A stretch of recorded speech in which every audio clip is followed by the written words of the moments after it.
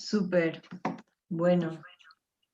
Buenos días, buenas tardes a todos. Sean bienvenidos a la tercera asamblea de la International Youth Network. Un saludo a quienes nos están viendo ya desde YouTube, a quienes están presentes aquí en el Zoom. Y saludo también al equipo base de la YNET. Hola, Jimena. Buenos días. Buenos días. Hola, Ale. Ay, Ali no se oye. Hola, aquí soy. También está Luz. Hola, bienvenidos a todos. Bruno. Y Bruno. y Franco. Hola, ¿qué tal? Saludos a todos. Esperemos que disfruten hoy mucho. Bueno, ellos son parte, como ya lo dije, del equipo base de la YNET. Son los que nos acompañan en el panel. Y pues sí, bienvenidos a todos. Me presento, soy Fernanda Tovar, coordinadora de vinculación juvenil de la red. Y pues para quienes no nos conocen, nosotros somos la International Youth Network o bien la YNET. Somos una red en pro de la familia y la defensa de la vida, que con el apoyo de la Liga Binacional en Estados Unidos y por parte también de Red Familia en México, pues se ha logrado vincular a distintos liderazgos juveniles en el continente y próximamente también estaremos pues presentes en países fuera del continente. Nuestro objetivo es unir fuerzas entre agrupaciones y liderazgos juveniles que luchan por los mismos ideales para que puedan tener esta red de apoyo en donde podamos trabajar como una unidad en proyectos a nivel internacional y también para poder ofrecer espacios de formación con expertos en temas relevantes a la defensa de la vida y la familia. Y pues como saben, el día de hoy tenemos una conferencia bastante interesante titulada El aborto, las sombras sobre los países. Nos acompaña ahora mismo Juan Polanco. Él es influencer, escritor e historiador dominicano con estudios en ciencias sociales e historia dominicana. Es miembro también fundador del Instituto Libertad y Familia, LIFA, y autor del libro Partidos Políticos y su papel en el proceso democrático durante la Tercera República. Como pueden darse cuenta, pues es un joven sumamente preparado que nos va a compartir el día de hoy. Y sin más preámbulo, bienvenido Juan. Muchas gracias por estar aquí con nosotros. Te cedo la palabra. Muchas gracias. Buenas tardes desde la República Dominicana, que ya son la zona TM. Para mí es un placer, un honor compartir con ustedes, grandes jóvenes que sigan inspirando a otros en la defensa de la vida y de la familia. Gracias, Juan. Pues te cedo el espacio para que nos puedas compartir desde tu pantalla la conferencia. De acuerdo. Aquí voy a compartir pantalla. Como bien dijo Fernanda, la charla que vamos a tratar en el día de hoy es el aborto, las sombras sobre los países. Me gustaría que me confirmen, por favor, si pueden ver ahí. Sí, sí se puede ver. Perfecto. De verdad, me siento sumamente agradecido, ¿no?, con ustedes por esta iniciativa y esta plataforma que han brindado para seguir en América Latina. Este año será un poco fuerte con el tema del aborto porque hemos tenido antecedentes, ¿no?, de otros países que han legalizado el aborto por causales y luego llegamos al aborto libre, que es la gran agenda que llegará a cada uno de nuestros países, independientemente de sus contextos. Y verán, ¿no?, el gran financiamiento internacional de muchas transnacionales abortistas, en este caso la mayor de todas, que es la IPPF. Y vamos a comenzar, ¿no?, esta breve charla, porque fue, bueno, Fernanda, ya tengo la oportunidad de seguir, ¿verdad? Sí, Okay. adelante. A mí me gustaría comenzar, ¿no?, acudiendo a una de las grandes falacias que los proabortos acuden en el día de hoy, y como ustedes podrán imaginar, los que defienden el aborto siempre acuden a los derechos humanos y dicen, esto se trata de derechos humanos, y la mayor carta donde se habla de los derechos humanos es la propia Declaración Universal de los Derechos Humanos, y esta misma en su artículo 3 establece que todo individuo tiene derecho a la vida, la libertad y la seguridad de su persona. aquí podremos ver, ¿no? Que acuden a textos, a tratados internacionales sin ni siquiera leerlos, porque estoy seguro que si hablan de derechos humanos, no sé a qué tratado internacional se estarían refiriendo, cuando la madre de todas, el tratado internacional que sirve como madre para todos, es la Declaración Universal de los Derechos Humanos, y podrán ver en pantalla que establece en su artículo 3. De igual forma está la Declaración de los Derechos del Niño y esta vela por la integridad, la dignidad humana de todos los niños, y en cada uno de esos artículos habla sobre la protección que cada país que pertenezca a la ONU, y no debe importar la condición de todo esto. Y me gustaría, ¿no? Por lo menos hablar de esto, porque hablar de marco legal de cada uno de los países duraríamos un montón de horas, pero sí sería enfático con este elemento que están viendo en pantalla, porque rige sobre cada uno de nuestros países, que estoy...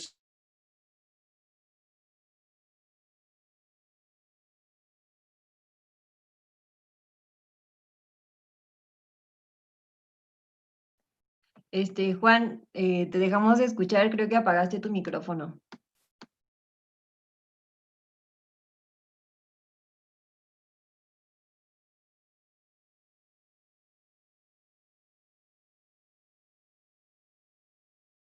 Ok, creo que Juan tuvo problemas de conexión y lo botó de la sala. Vamos a esperar a que ingrese de nuevo para poder seguir con la conferencia. Disculpa.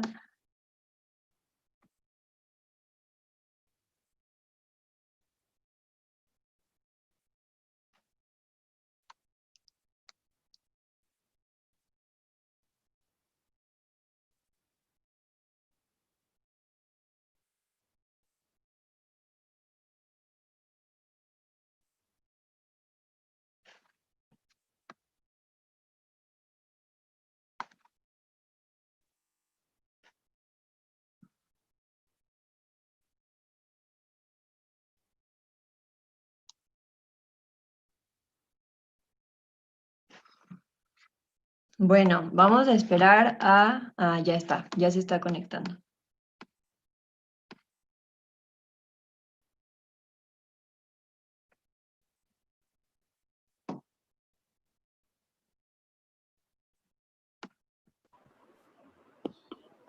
Chicos, no sé de verdad qué pasó. No te preocupes. Creo que te botó la sala, pero ya. Ok, voy a compartir de nuevo pantalla. Y como quedamos, me parece, en la parte de la Declaración Universal de los Derechos Humanos, ¿verdad? Sí, justo.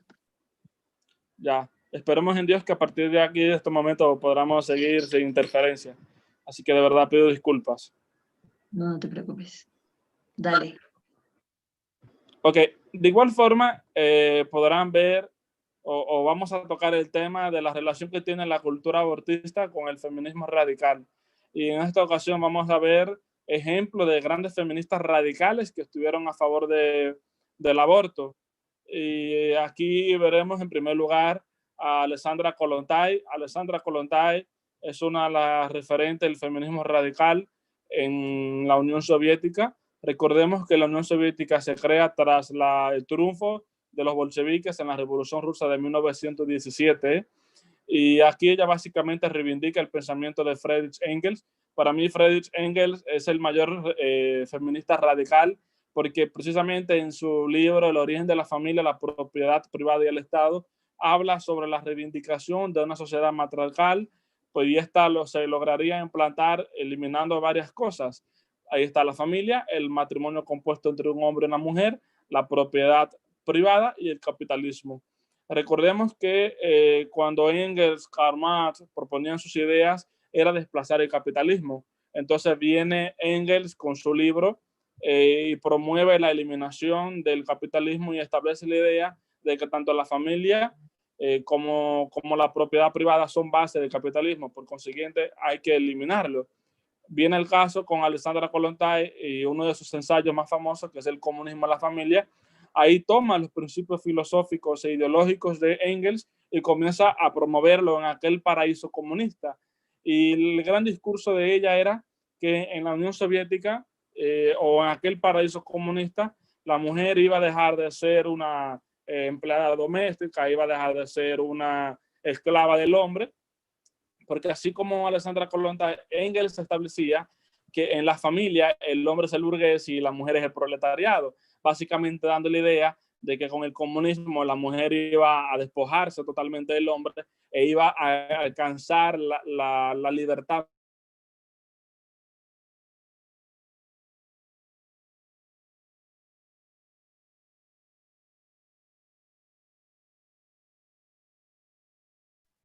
Sí, nuevamente le sucedió.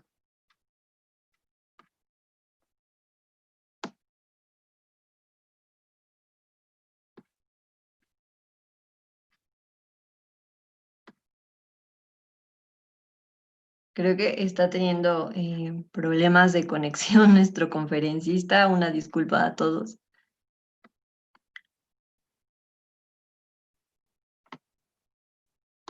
Ok, vamos a esperar a que se vuelva a unir y pues trataremos de solucionar de alguna manera lo que está pasando.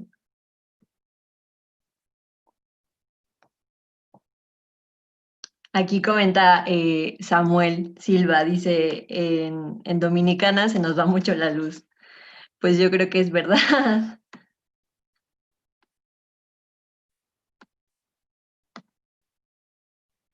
Vale, gracias por su paciencia, de verdad, las veces que nos pudimos reunir con Juan, no sucedía esto, si no hubiéramos ya tenido como una alternativa, pero bueno, lo esperamos.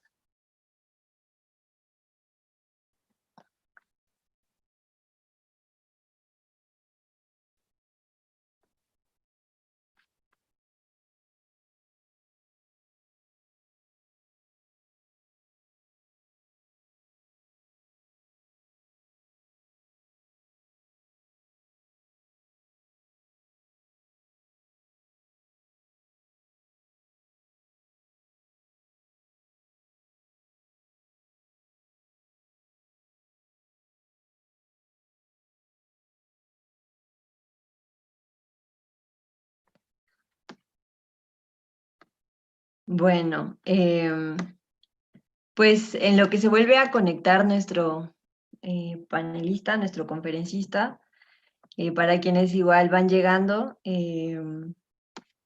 pues repito lo que había dicho al inicio, para quienes no nos conocen, somos la International Youth Network o bien YNET, y pues esta red es una red provida y también que se aboca a la defensa de la familia. Tiene el apoyo en sinergia de la Liga Binacional, que, la Liga surge en Estados Unidos, ahí están, y también, por otro lado, tiene el apoyo de Red Familia en México. Entonces, pues gracias a este apoyo se ha logrado vincular a distintos liderazgos juveniles en el continente y pues también esperamos prontamente poder estar en países fuera del continente. Como objetivo principal, pues queremos unir fuerzas entre agrupaciones, liderazgos juveniles y diferentes pues chicos que se unen, que están interesados y pues que luchan por los mismos ideales, ¿no? Como se pueden dar cuenta, pues aquí estamos quienes queremos estar, quien nos interesa aprender un poquito más y estar preparados, ¿no? Para lo que viene y poder poner ese granito de arena. Creo que eso reditúa mucho. Y pues también algo que tenemos es el poder ofrecer, brindar espacios de formación con expertos, en este caso, pues Juan Polanco, que está sumamente preparado, es un joven que se ha preparado bastante, tiene un libro, para quienes no lo conocen, su libro se llama Partidos Políticos y su papel en el proceso democrático durante la Tercera República. Como ya lo había dicho, pues Juan es un chico de República Dominicana. Entonces, pues bueno, es un gusto que estén aquí. Lamentamos bastante que esto esté sucediendo ahorita, pero bueno, esperemos que pronto se pueda solucionar. Si tienen alguna duda durante la conferencia, pues que la vayan anotando en sus cuadernos. Al final nos vamos a mudar a una sala aparte donde hay un espacio, donde habrá un espacio, perdón, de preguntas y respuestas y podrán hacer ahí sus preguntas con Juan. Y pues nada, esperemos que pueda volver a estar pronto presente. Creo que no ha podido. Ok. Aquí comenta otra vez Samuel que él ya leyó su libro y que es bastante interesante. Gracias. Si pueden ir escribiendo en el chat de dónde son, estaría súper bien porque pues ahí ya sabemos también de dónde nos visitan, de dónde nos están viendo.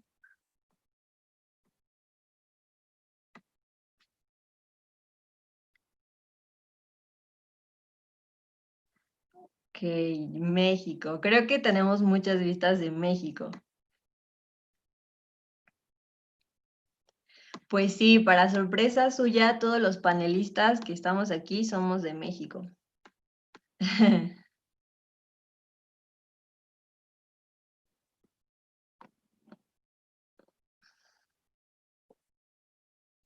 Súper, aquí Desi dice que a ella también la estaba sacando, el Zoom.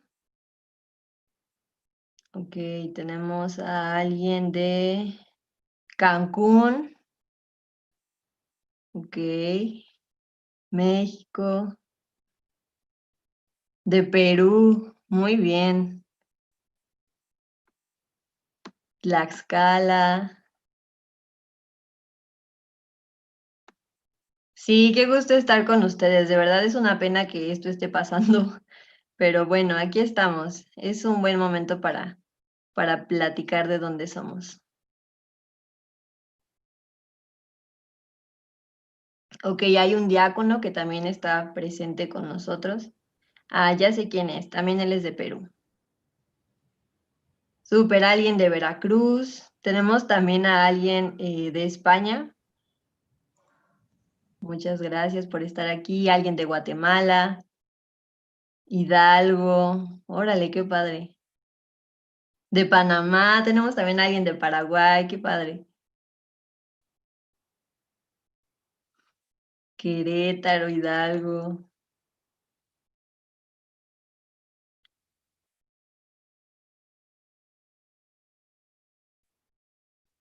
Panamá, muy bien, qué padre. Pues sí, justamente ese es nuestro objetivo, nuestra meta, poder conectarnos por este medio, poder conocer a gente que también está en pro de estos ideales.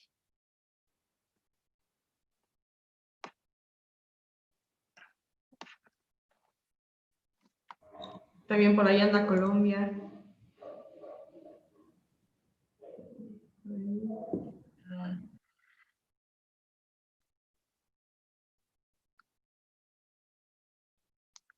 Ok, me dice...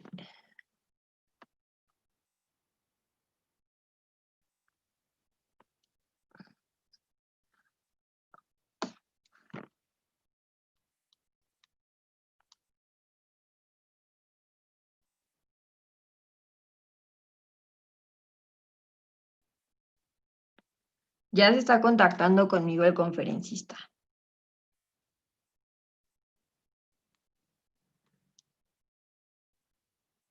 Ok, creo que ya está intentando volver a unirse. Esperen un poquito, por favor.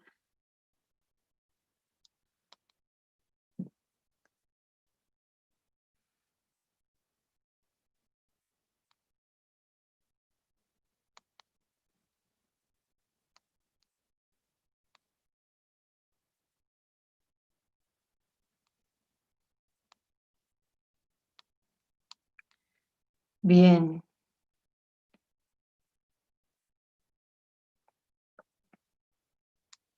Bueno, en lo que entra de nuevo me parece que ya lo está logrando. Creo que entró a la sala equivocada.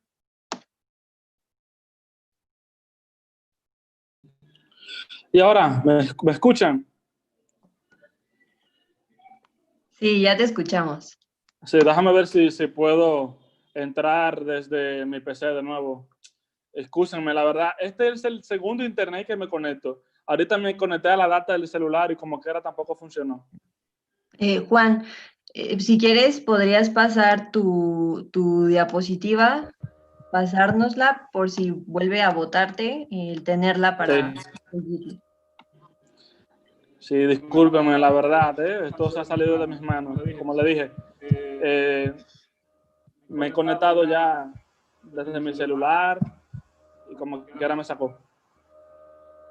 Okay, sí, no te preocupes. Nada más aparece, creo que 2 veces tu audio. Ah, ok, ya. A ver, te voy a pasar la diapositiva, cualquier cosa. De Sí, verdad, a los chicos que me perdonen, ¿eh? ya nos estuvimos conociendo en lo que te esperábamos. No sé si tengo que iniciar de nuevo o qué. Pues creo no habías avanzado tanto. Si quieres, inicia en la diapositiva en la que estabas hablando sobre esta feminista. Ok. Um,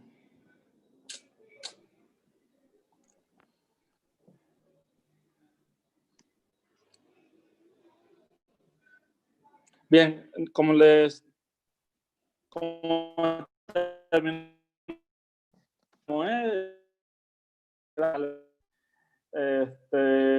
y bueno, ella básicamente en aquel paraíso comunista de la Unión Soviética promovía, ¿no?, que la mujer iba a ser despojada y que iba a lograr su emancipación total en la sociedad.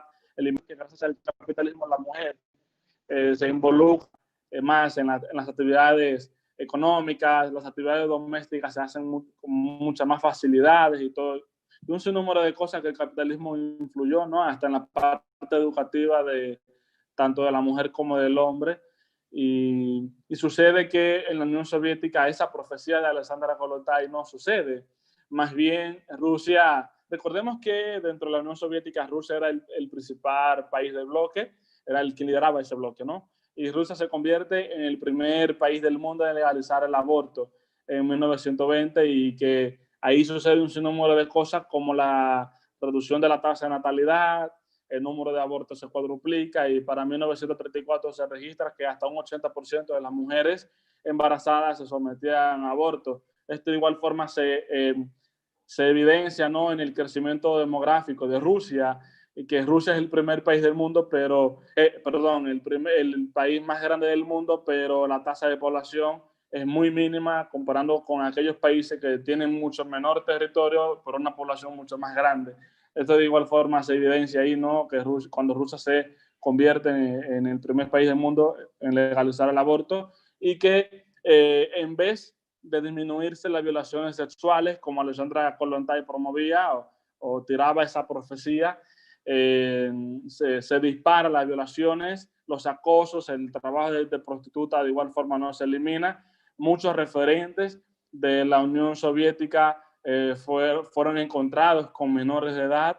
Estamos hablando de artistas, de deportistas, de políticos que tenían relaciones, ¿no?, con menores de edad y no se cumple, ¿no?, esa emancipación femenina que supuestamente se iba a completar bajo un sistema comunista. Y peor aún, si la mujer tanto iba a librarse en ese paraíso comunista, resulta que ninguna mujer llegó a ocupar un cargo alto durante la Unión Soviética. Recordemos una cosa, la Unión Soviética cumple con su proceso de disolución desde 1991. Sí, se forma luego de la Revolución Rusa de 1917. Hay muchísimos años que la mujer al menos pudo o podría haber llegado a ocupar un cargo alto y sucede todo lo contrario. Aquí se evidencia, ¿no?, la falsa teoría del movimiento feminista que tanto dice representar a la mujer. Otra referente del feminismo radical es Simone de Beauvoir y lógicamente su obra más icónica, El segundo sexo, escrita en el siglo XX, la obra quizá más importante del feminismo de tercera ola, y la frase central es que no se nace mujer, se llega a hacerlo. Y aquí está referente del feminismo francés, pareja, amante del filósofo existencialista Jean-Paul Sartre, y básicamente Simone de Beauvoir simplemente se tenía que pasar toda esa relación viendo a su marido teniendo relaciones con otras mujeres. Y Simone de Beauvoir Ella proponía, ¿no?, que no existe una llamada naturaleza humana, que todo debe explicarse a partir del concepto social, que es más bien defendido por el hombre y todo lo demás. Pero sí, ella proponía o establecía que el embarazo es un proceso biológico que crea sufrimiento a la mujer, por lo que ella defendía el aborto sin tan siquiera considerar una de las causales que se debaten en el día de hoy. Otra referente del feminismo radical es Kate Millett y su libro Política Sexual. La frase más icónica de esta referente es lo personal es político. Y aquí es precisamente cuando llegamos a debatir, ¿no?, el hecho de que mi vida privada debe ser un orden público para todos. Y entonces se comienza a legislar sobre los gustos privados de cada quien. Entonces, todas las cosas, o más bien toda la agenda pública extrapola los conceptos privados. Por eso vemos que el Estado básicamente busca legislar a favor del aborto, busca regular el matrimonio, y básicamente allí vemos cómo nosotros mismos hemos perdido la batalla cultural, permitiendo que el Estado sea quien se intrometa en nuestras vidas privadas. Pero bueno, lo personal es político, diría Kate Millett. Y cada asunto privado de cada quien debe ser un orden público para todos. Y bueno, esta referente buscaba eliminar el patriarcado que tiene como base la familia, y que el hombre debe dejar de dominar a la mujer. Aquí ustedes van a ver la relación que tiene con el pensador Friedrich Engels. Por eso yo digo que Engels es el referente o el feminista más radical de la historia, y siempre recomendaría primero leer su libro, repito, El origen de la familia, la propiedad privada del Estado, porque a partir de aquí se va construyendo una teoría de feminismo mucho más radical.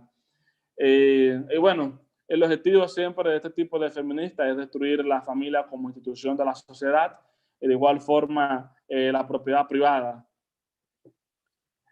Otra referente de feminismo radical es esta feminista canadiense, Shulamit Firestone. Ella tenía un libro llamado La dialéctica del sexo, y ella básicamente decía en ese libro que tengo derecho a decidir sobre mi cuerpo. Y ya ustedes podrán ver que a partir de aquí vemos a las feministas utilizando ese mismo libreto, mi cuerpo, mi decisión, es lo que dicen. Y ella básicamente proponía una sociedad donde se elimine primero la función reproductiva de la mujer.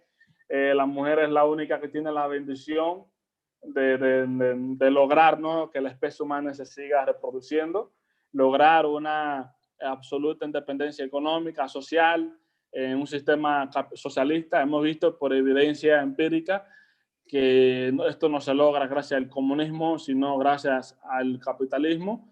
Hay que incluir tanto a las mujeres como niños en todos los aspectos de la sociedad. Y por último, lograr la libertad sexual de los niños y las mujeres. Es por esa razón que esta referente del feminismo radical no solo defendía la pedofilia, sino también el incesto, porque ella decía que llegaremos a un estado de la sociedad que las relaciones sexuales de un niño adulto, considerando igual su propia madre biológica, dejará de ser un tabú. Eso decía esta referente del feminismo radical. Lógicamente, tendríamos que tratar el hecho de cómo el aborto ha llegado al Estado, a aquella situación donde estamos hablando del tema. Cómo es que muchas veces se suaviza el asunto, y cómo la sociedad básicamente ha llegado a un estado donde tenemos que fijar una posición, sea a favor o sea en contra del aborto. Y lógicamente detrás de todo esto hay una manipulación lingüística, y en la parte de aborto del lenguaje veremos varios puntos a tratar. Y número uno, el primero está el discurso mediático, ¿no? Hoy en día los políticos básicamente en cada campaña electoral deben fijar una posición, y esto, antes que ser una victoria, es una derrota, porque el mayor logro para, no sé, luchar en contra del aborto es no llegar a una legislación política. Creo que si hacemos todo desde la cultura es una gran victoria. Es decir, que la sociedad rechace el aborto culturalmente, que no tengamos que llegar a la política para eso. o a la forma de legislar, a la forma de crear un proyecto de ley. Por consiguiente, nuestro trabajo es mucho más difícil, es mucho más pesado, pero a la vez tendremos mayores resultados. Y bueno, hemos sido tan manipulados, el trabajo de ingeniería social ha sido tan efectivo que los políticos en cada campaña electoral, como dije, tienen que decir, ¿no?, un discurso a favor de la legalización del aborto, si quieren obtener un mayor público electoral y ese tipo de cosas.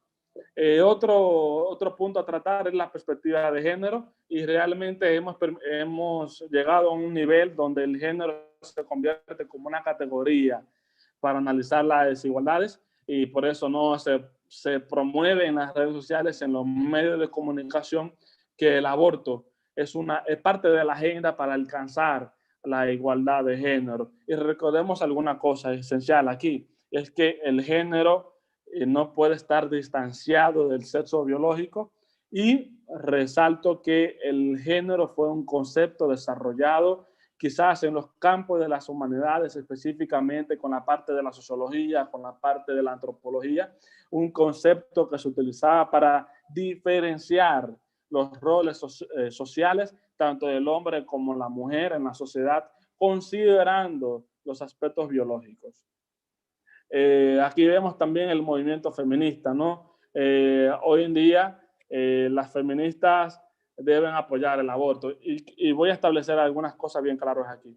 Ciertamente hay diversas olas del feminismo, pero al menos en el occidente, y me voy a enfocar especialmente en el plano del continente americano, no tiene sentido ser feminista de primera ola.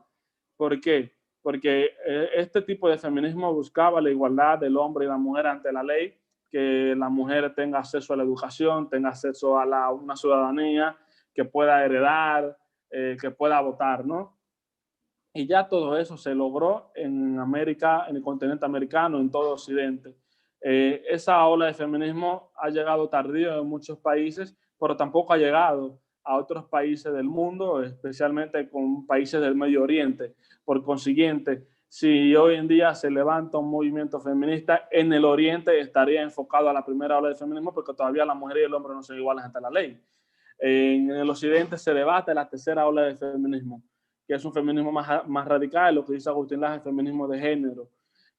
Aquella mujer que se llame feminista debe situarse en el contexto actual, porque no tiene sentido ser feminista de primera ola. Pero bueno, es precisamente el feminismo de género que se apodera de la lucha a favor del aborto, con el objetivo simple de derrocar el sistema patriarcal. Y aquí se evidencia, ¿no?, un asunto totalmente ideológico, extrapolando las ideas de Friedrich Engels, porque es él quien da la idea de un patriarcado que tiene como base la familia, y tiene como base el matrimonio, porque él dice que mediante un matrimonio la mujer queda sujeta de manera obligatoria al hombre y va a seguir reproduciendo esa misma especie que el hombre utilizaría como para poder instaurar todo un poder político. También hay una campaña publicitaria, y aquí hay muchísimos fondos para financiar proyectos, para comprar políticos, para utilizar artistas, deportistas, actores, cantantes y todo lo demás, para así ir promoviendo poquito a poquito lo que es la agenda pro aborto, porque saben muy bien que hoy en día hay muchas maneras de seguir promoviendo este tipo de ideas, y se hace de manera masiva cuando hay mucho financiamiento. El gran pensador peruano Miklos Lucas establece una idea de que la gran campaña publicitaria es proporcional a la alta tasa de rechazo que tiene en la sociedad, porque no tendría sentido promover esta idea de una manera tan masiva si la sociedad, como dicen ellos, apoyan el aborto por 3 causales. Entonces, si realmente la sociedad apoya el aborto por 3 causales, que serían aborto por violación, maldeformación del feto y cuando la vida de la madre peligra, entonces no debería haber una campaña publicitaria tan agresiva. Y lógicamente este es un negocio que lucra bastante a empresas transnacionales, capitalistas, porque no solo hablaríamos de la IPPF, también está la Open Society, la fundación de Bill Gates, la fundación Turner, la fundación Ford, y hay otras empresas capitalistas que se han sumado a esta ola, como la Colgate, Avon, la Nike, Netflix y todo lo demás. Hay una manipulación lingüística, como hemos bien dicho acá, y realmente los que defienden este tipo de ideas utilizan muchos eufemismos y falacias lógicas en el debate, en la palestra pública. Recordemos que los eufemismos es más bien una forma de lenguaje, una forma de hablar, suavizando las palabras. Por eso ya no hablan de aborto, hablan de interrupción del embarazo. Se apropian de palabras, se extrapolan el significado de palabras como vida, humano, criatura, embrión, aborto, feto y todo lo demás. Manipulan las estadísticas. Le voy a comentar un caso de República Dominicana. Aquí hay una organización que se llama Por Familia RD, reciben mucho dinero, como podrán ver más adelante, de la IPPF, y habían comentado, ¿no? Habían publicado un informe sobre el aborto en el año 2016, y habían dicho, ¿no?, que el aborto representa la cuarta causa de muerte materna, pero resulta que el año siguiente el Ministerio de Salud de la República Dominicana publica un estudio donde establece que ni siquiera es la cuarta causa. Por Familia había dicho que ese era un 12%, pero el Ministerio de Salud en la República Dominicana había dicho que el aborto representaba un 3% de la causa materna, de las muertes maternas. Es decir, que este tipo de organizaciones que promueven el aborto muchas veces pueden manipular las cifras, las estadísticas, simplemente porque persiguen un interés político, económico bien marcado. Aquí vamos a presentar algunas falacias que giran en torno al aborto. La número 1, diría yo, es la siguiente. No sé si ustedes han visto en las redes sociales que ninguna mujer es obligada a abortar. Pero, ¿qué pasa aquí? Lo siguiente. Cuando se legaliza el aborto, legal, seguro y gratuito y todo lo demás, básicamente estaríamos dando el rol al Estado de regular los abortos. Cuando hay un aborto gratuito, no significa realmente que el aborto sea explícitamente gratuito, porque para el usuario quizás no tenga que pagar un peso, un centavo, pero detrás del telón, detrás de pantalla, hay un contribuyente pagándole. Entonces, básicamente estaría yo pagando el aborto de otra persona a pesar de estar en contra del aborto. Obligaríamos al Estado a pagar el aborto que un usuario quiera aplicarse, y estaríamos obligando al médico a realizar un aborto. En Argentina estaríamos hablando de violencia obstétrica, por ejemplo. Y aquí hay que desmontar todo esto, porque yo no puedo estar obligado, el Estado no puede estar obligando al médico a aplicar un aborto. Así que hay que desmontar especialmente esta frase, porque si bien una mujer no es obligada a abortar, yo que estoy en contra estaría obligado a pagar impuestos que el Estado utilizaría para cubrir ese aborto. Y la misma IPPF establece el costo de un aborto, que luego lo vamos a ver. Otra gran frase: la mujer fue violada, aborto legal. Es como que si legalizamos el aborto por violación en el día de mañana, una mujer evitaría ser violada nuevamente. Y es que aquí se están dirigiendo especialmente a las emociones y sentimientos encontrados en la sociedad, porque bien es cierto que ninguna mujer quiere ser violada, y mucho menos quedar embarazada de ese violador. Es un caso muy trágico, pero el problema es que tenemos un problema a enfrentar, un problema a resolver, que son las violaciones sexuales, y peor aún, que salga embarazada la mujer. Entonces, aquí tenemos que tratar el asunto de las políticas públicas. Vamos a diseñar políticas públicas para eliminar ese problema. Entonces, tenemos que irnos directamente a la raíz del asunto, a la causa. Y básicamente estaríamos creando o estaríamos echando fuego a la leña. Es decir, estaríamos obviando un problema y vamos a traer un problema mayor. ¿Por qué razón? Porque especialmente no tenemos que presentar el aborto como solución. Es decir, no tenemos que llegar al punto de crear políticas públicas para considerar el aborto, porque bien es cierto que no va a evitar que una mujer quede embarazada, o más bien sea violada luego de que aborte por violación. Esto es un asunto de simple lógica. Para mí, el aborto a la violación es un preservativo al embarazo, es decir, que no resuelve 100% el problema. El aborto es un derecho, la mujer tiene libertad para elegir. Y aquí seguimos, ¿no?, con los propios eufemismos, con las propias con las apropiaciones de las palabras, derecho humano y todo lo demás, cuando bien es cierto que el derecho, cuando consideramos algo como derecho, tenemos que contemplar todas las características, todas las situaciones que puede enfrentar a un ser humano, y que si hablamos de derecho no tiene que ser un asunto de exclusión. Cuando es un derecho, incluye a ambos sexos. Entonces, cuando hablamos del aborto, realmente estaremos dando el privilegio, igualdad mediante la ley a un sexo biológico, y estaremos promoviendo de igual forma la desigualdad entre ambos sexos, porque yo no puedo votar, por consiguiente no puede ser un derecho. Y cuando estaríamos hablando de libertad propiamente, estaremos hablando de libertad ¿de quién? De la mujer de asesinar a una criatura, o de la libertad de la mujer de no ser madre. Y de igual forma, alguien que promueve el aborto, alguien que aplique un aborto, lo hace con tanta libertad que a la vez le quita la libertad a otro de desarrollarse. Es decir, la criatura indefensa dentro del vientre. El feto no es un humano. Esta frase, antes que dar pena, a veces me da risa, ¿no? Porque si bien es cierto que el feto no es un humano, ¿cómo este puede llegar a serlo? ¿O acaso cómo una mujer puede llevar en su vientre algo que no pueda ser un ser humano? Se lo dejo a ustedes de interpretación. No puedo ser obligada a tener un hijo no deseado.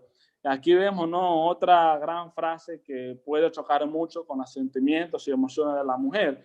Y nos dirán a nosotros, ok, mira, una mujer fue violada y fue embarazada. Ciertamente hay estudios psicológicos que establecen que durante un embarazo las emociones de la mujer sí influyen en la criatura dentro del vientre, pero sucede todo lo contrario, que las estadísticas mundiales afirman que más de un 90% de los niños que son maltratados son fruto de un embarazo deseado. Es decir, que aquí estaríamos legitimando el deseo de ¿quién? El deseo de la madre de matar a esa criatura. ¿Y qué tal el deseo de una criatura que bien no puede comprender qué implica desear, pero que le estaríamos quitando esa capacidad al ser humano de desarrollarlo? El aborto es un avance y conquista de las feministas, y aquí vemos, ¿no?, la relación que tiene la cultura pro aborto, la agenda abortista, con el movimiento feminista radical. Y realmente, por eso decía anteriormente que no tiene ningún tipo de sentido hoy en día, por ejemplo, ser pro vida y ser feminista, porque no sé entonces a qué tipo de feminista tú te estarías refiriendo. Feminismo de igual forma puede ser un nombre genérico, pero también puede situarse al contexto actual en el occidente. Aquí vamos a ver una pequeña historia, ¿no? Recordemos que en Estados Unidos se legaliza el aborto en el 1973, y de acuerdo con esta cifra arrojada por el Instituto Guttmacher, se han practicado más de 60 abortos hasta el momento, tan solo en Estados Unidos, y esta cifra supera, ¿no?, las muertes que ocasionó la Segunda Guerra Mundial. Esta organización de Guatemala, La Familia Importa, había colocado los abortos realizados durante el año pasado y supera la cifra de 40 millones. Y bueno, esto es una breve presentación de algunos tipos de abortos, que estaría de más explicarlo, porque estoy seguro que ustedes han visto todo esto en algún lado. Otra gran mentira que a veces nos quieren insertar en el subconsciente es que solo son 5 o 6 países que mantienen el aborto ilegal en todo el mundo. Pues resulta todo lo contrario. Hay más de 30 países que prohíben totalmente el aborto, porque no solo es en Europa o en América o en el continente americano, también hay muchos países en Asia, en África, que mantienen el aborto ilegal. En más de 15 solo aplica cuando peligra la vida de la madre. Y aquí especialmente también hay que establecer una diferencia. vemos aquí cómo se apropian de las palabras, cómo utilizan los eufemismos, porque cuando la vida de la madre peligra, hay protocolos médicos, bioéticos, que establecen qué se debe hacer en ese preciso momento. Y ojo, no vengo aquí a hablar como médico, a hablar como biólogo o todo lo que tenga que ver con este tipo de cosas. Pero sí hay que establecer, bueno, un médico lo podría explicar mucho mejor que yo, pero cuando el feto, por ejemplo, muera dentro del vientre, aquí hay médicos dominicanos que han realizado muchos estudios al respecto y establecen que no se aplica un aborto terapéutico, más bien un desembarazo. Vamos a desembarazar a la mujer. Y de igual forma, cuando la vida de la madre peligra y el médico debe determinar qué hacer, sea con el bebé o sea con la madre, y finalmente decidamos salvar la vida de la madre, eso no debería llamarse aborto, porque no hay una intención directa de quitarle la vida al bebé, contrario al aborto. El aborto es quitar la vida a un bebé. Cuando estamos salvando la vida de la madre, no hay una intención directa de aborto. Y bueno, hoy en día son como 50, 60 países, ¿no?, que apoyan el aborto sin ninguna condición. Y hoy en día vemos cómo Nueva Zelanda hoy en día ha legislado de una manera tan radical sobre el aborto. Aquí vemos con la gran pregunta, aborto gratuito, pero bien claro, la IPPF, la mayor transnacional abortista de todo el mundo, dice que un aborto puede costar hasta $1.500 durante el primer trimestre. Si supera el primer trimestre, el aborto puede ser aún más costoso. La píldora abortiva puede costar hasta $800. Esta cifra que ven ahí, yo la saqué directamente de la página de la IPPF. La IPPF, ¿qué es, no? La tan mencionada, la Federación Internacional de Planificación Familiar, bueno, ahí me faltó una R, perdón, y básicamente tienen un modelo de planificación familiar basándose en el aborto, salud reproductiva, salud sexual de la mujer y todo lo demás, libre acceso a los métodos anticonceptivos, y recordemos que fue creado, ¿no?, por Margaret Sanger en 1952 en un pueblo de la India. Y realmente la IPPF también tiene mucha participación en comisiones de la ONU, por ejemplo, la Comisión de Población y Desarrollo, la Comisión de la Mujer. Y aquí estaríamos básicamente hablando brevemente acerca de una agenda globalista impulsada especialmente por la ONU. Si la IPPF participa activamente en la Comisión de Población de la ONU, pero a la vez financia la mayoría de clínicas abortistas en el mundo, ¿qué va a promover la IPPF entonces en la ONU? Si pertenece a la Comisión de Población, totalmente un control de tasa de natalidad. Este es el gran objetivo.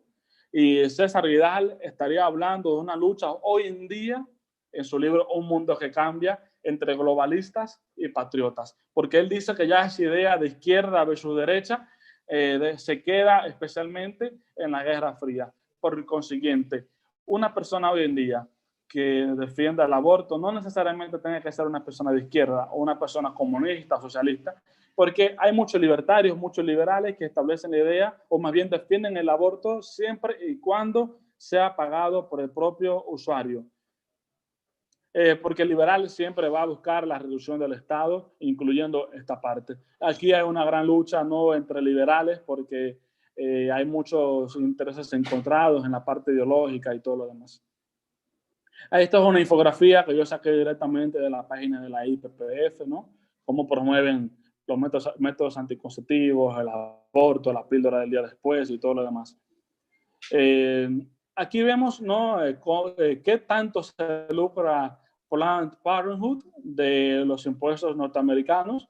Aproximadamente reciben 1.4 millones de dólares al día. Esto sería 528 millones de dólares al año. Y como tienen muchas clínicas que duplican números de McDonald's en todo el mundo, también recaudan fondos a través de ahí, no solo desde los impuestos de los estadounidenses, sino también muchas empresas, organizaciones, fundaciones en todo el mundo que financian el trabajo que hace la IPPF. Por ejemplo, la IPPF apoyó abiertamente con la campaña de Barack Obama y luego con la victoria de Trump recortan, ¿no?, el financiamiento público a Planned Parenthood les quita muchos fondos de diversos programas que tenían en todo el territorio. El FBI también comienza una investigación a la IPPF precisamente por el tráfico de órganos de bebés abortados, y es como dice César Vidal en su libro El pecado de Sodoma, ideología de género y crisis: si un feto no es un humano, ¿por qué cuando abortan muchos órganos son vendidos a laboratorios precisamente para hacer experimentos humanos? Tiene lógica el asunto. Aquí vamos a ver quizá la parte más esencial de la pequeña charla que estaremos hablando en el día de hoy, y es especialmente el reporte financiero de la IPPF desde el año 2008 hasta el año 2016, y cómo van escalando, tienen sombras en todos los países, así como se titula la charla, y qué tanto no involucran en los países de la región latinoamericana. Y es presentando el primer país, México, esta fundación que me imagino que la mayoría de ustedes la conocen, la Fundación Mexicana para la Planeación Familiar. Curioso el nombre, planeación familiar, pero especialmente, como vamos a ver los reportes financieros desde el año 2008 hasta el año 2016 en algunos países que entiendo que están aquí. Aquí, por ejemplo, esta fundación recibió en el año 2008 $2,000, y así sucesivamente en los diversos años. Por ejemplo, esta misma fundación en el año 2011 recibió más de $1 millón. En el año 2012 recibió más de $6 millones esta fundación mexicana. Hay muchas organizaciones mexicanas que reciben financiamiento por parte de la IPPF, pero por razón de tiempo, por razón de espacio, de estética, no la puse a todas, porque esta no es la única. Y finalmente, en el año 2016, la Fundación Mexicana para la Planeación Familiar recibió más de $2.300.000. La República Dominicana tenemos esta organización Profamilia. Desde el año 2008 hasta el año 2016 ha recibido todo esto. En pesos dominicanos, esto serían más de 400 millones de pesos. Serían aproximadamente $8 millones. En Perú, por ejemplo, esta organización, Instituto Peruano de Paternidad Responsable, de igual forma, repito, esta no es la única organización de Perú que ha recibido financiamiento por parte de la IPPF, pero en el año 2008 recibió $1.5 millones. En el año 2009 recibió más de $1 millón. En el 2010, $800.000, y así sucesivamente. En el año 2013, más de $2 millones. Y por último, en el año 2016, el Instituto Peruano de Paternidad Responsable recibió $755.000. Así veremos, ¿no? Por ejemplo, en Colombia, una organización también llamada Profamilia, en el año 2008 recibió más de $1.100 millones. Y así vemos sucesivamente como en otros años, en 2012 recibió más de $1 millón igual. Y en ese intervalo de tiempo, Profamilia destinó más fondos, la IPPF destinó más fondos a Profamilia en el año 2016, para un total de $4.386.000. Esto es para Colombia,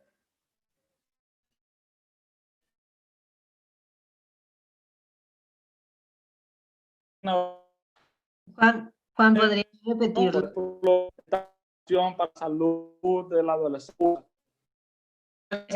Fernando. Sí, perdón, ¿podrías repetir un poquito? Como que se trabó un poco tu audio y no se entendió. ¿Perdón? Que si podrías repetir eso último que habías dicho, por favor. ¿Cómo fue? ¿No me escuchas? Sí, ahora sí te escucho. Ah, ok. Que si podrías repetir un poco lo último que habías dicho, me parece, hablaste un poco de Colombia y lo que dijiste después ya no se entendió muy bien.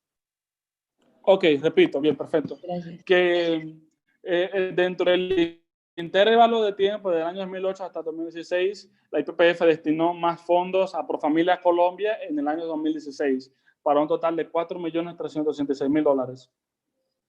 Y que con el caso de Argentina, que está en la palestra pública actualmente, aquí vemos una evolución, es decir, que en el año 2008 la Fundación para la Salud del Adolescente recibió $20.700, pero vemos cómo en los próximos años la IPPF destina más fondos por familia a Argentina desde esta organización FUSA. En internet incluso hay muchos videos de cómo representantes de FUSA hablan sobre el aborto. Será bueno que se metan a YouTube y busquen todo eso para que lo vean.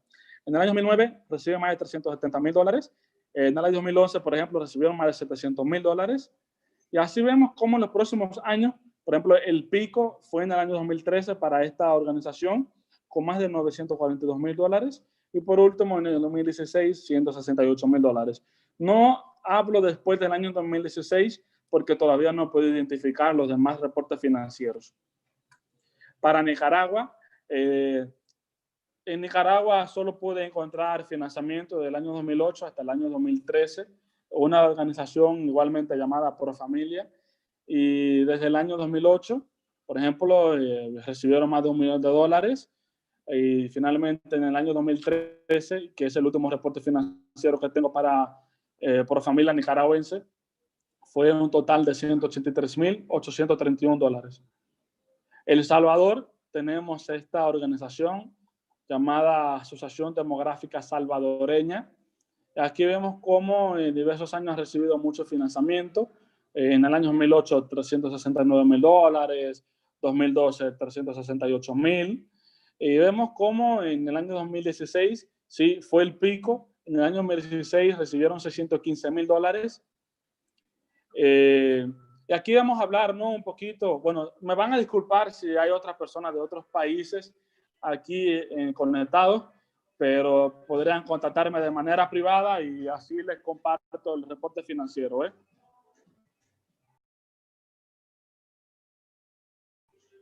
Veo que alguien está conectado desde Panamá. Sería bueno que esa persona me contacte en privado y así les mando los reportes financieros. En el caso de Argentina, vamos a tratar este caso. Se aprobó recientemente, el 11 de septiembre de 2020, en Argentina, un proyecto de ley para legalizar el aborto gratuito y voluntario.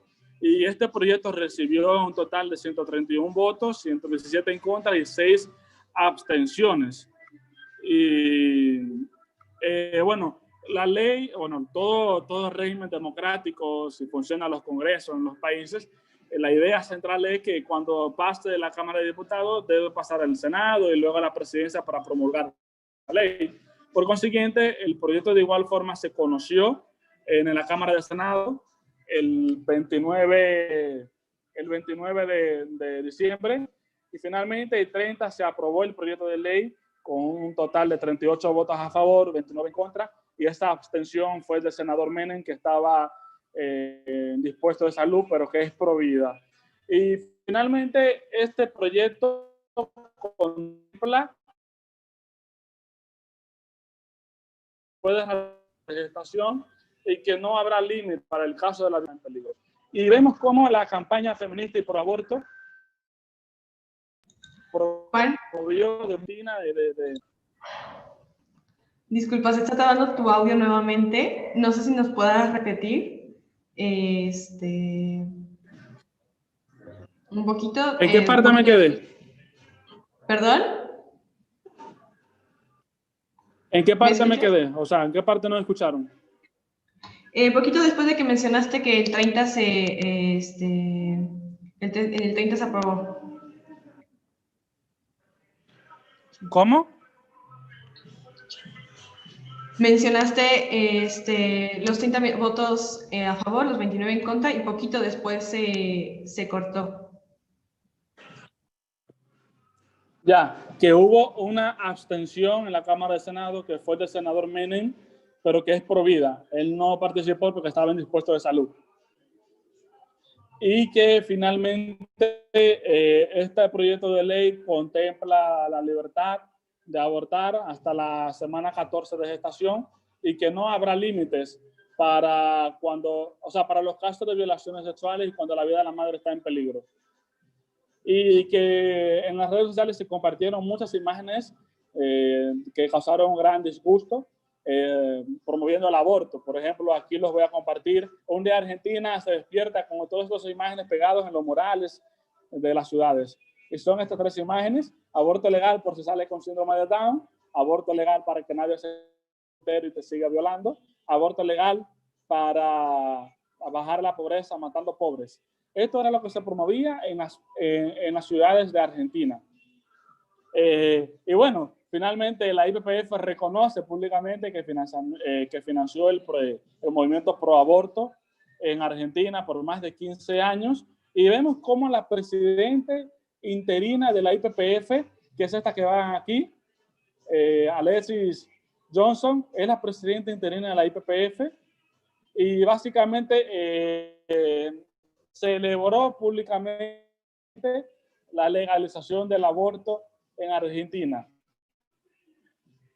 Y aquí tenemos varios casos a estudiar, ¿no? Recuerden que les dije lo del financiamiento a muchos artistas famosos y todo lo demás. Por eso hay una gran campaña publicitaria en las redes sociales. Aquí tenemos esta actriz conocida norteamericana, Miley Cyrus. Se conoció más bien por su episodio de Hannah Montana.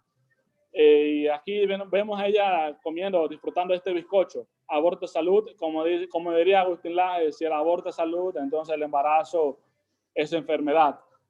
Y este chico, representante del movimiento trans, un día deja de considerarse hombre, se considera trans, mujer trans, es decir, hombre biológico.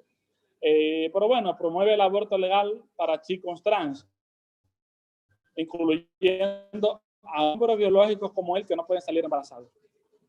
En Argentina, este es el gran problema de que el aborto se legalice, aborto legal, seguro y gratuito. Y básicamente recordemos en la parte de que ninguna mujer es obligada a abortar, pero obligamos al Estado a pagar el aborto y al médico a realizar el aborto. Y especialmente en Argentina ya hay una legislación para considerar la violencia obstétrica, es decir, procesar a médicos por negarse a realizar un aborto. Eso es un caso real. Y recuerden algo también, que en esta lucha no solo estamos en contra del aborto, sino más bien porque hay un intento de organismos internacionales de quitarle la potestad patria de los padres sobre sus hijos. Por eso, en propio México, Cancún 2017, en una asamblea de la OEA, habían dicho esta frase: los hijos no son de las familias, los hijos son ciudadanos, los ciudadanos son del Estado, el Estado forma... ¿Perdón?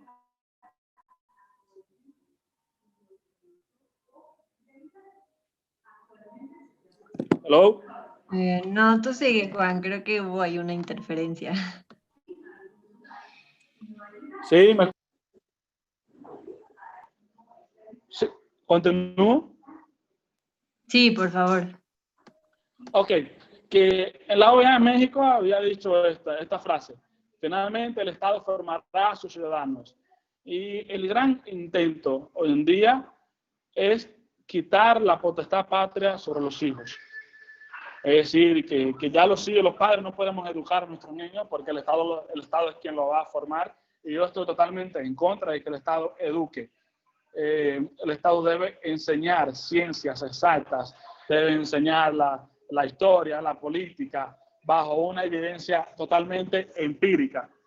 Y recordemos una cosa, nos quieren decir a nosotros, los que queremos tener hijos, ¿qué debemos hacer?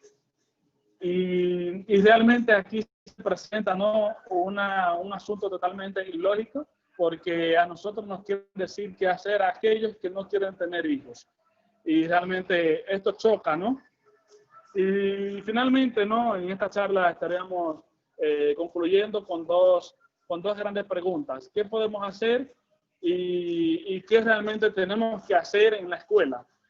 Por último, les digo que la información política es totalmente importante. Hay un asunto de educación política, y la educación política es importante porque esto nos permite comprender especialmente los diálogos, los discursos políticos, qué implicaciones tiene seguir a un político, la idea de él.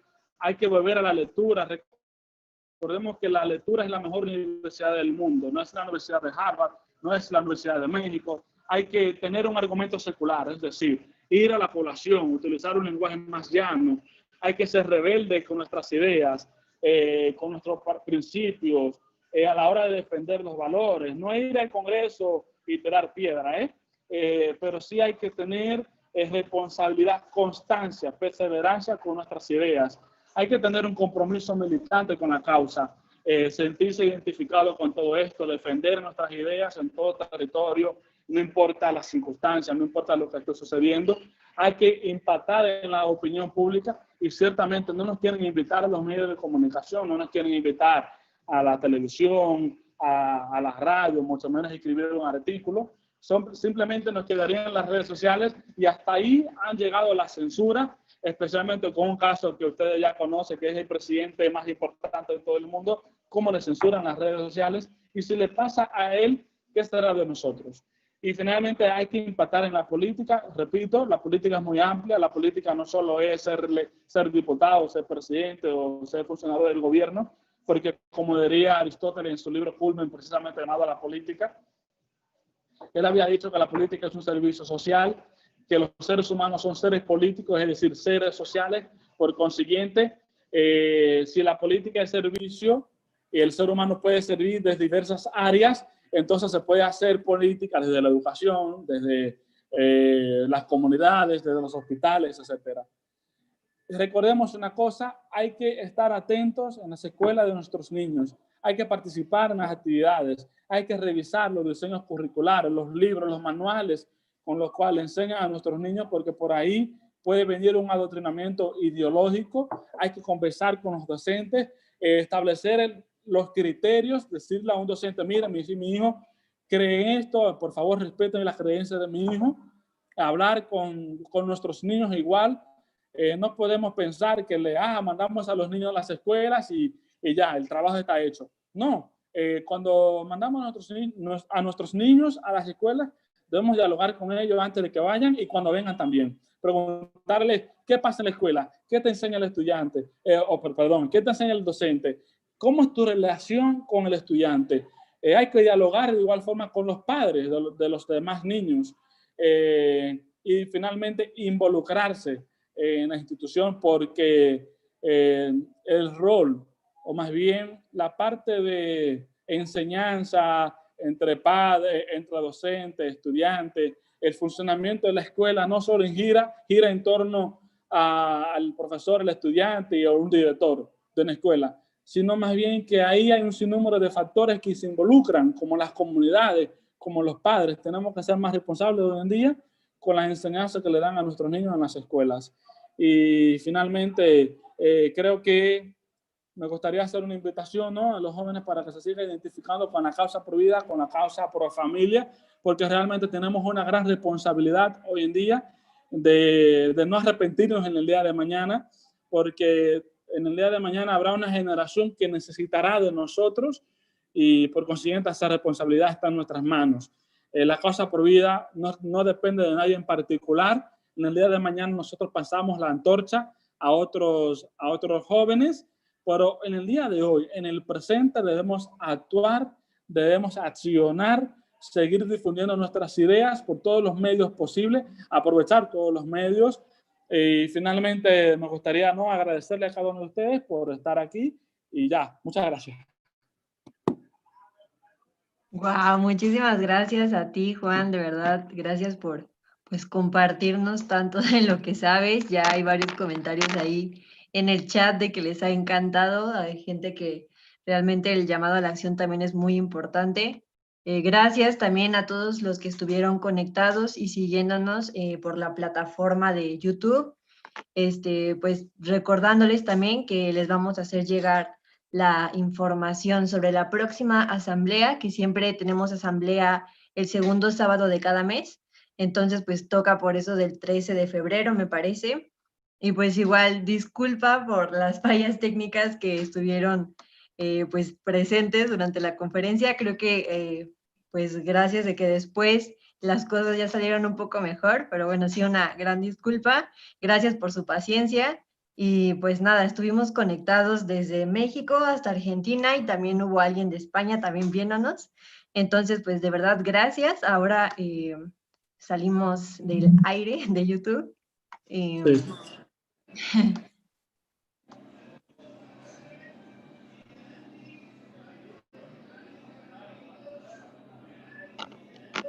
Ok.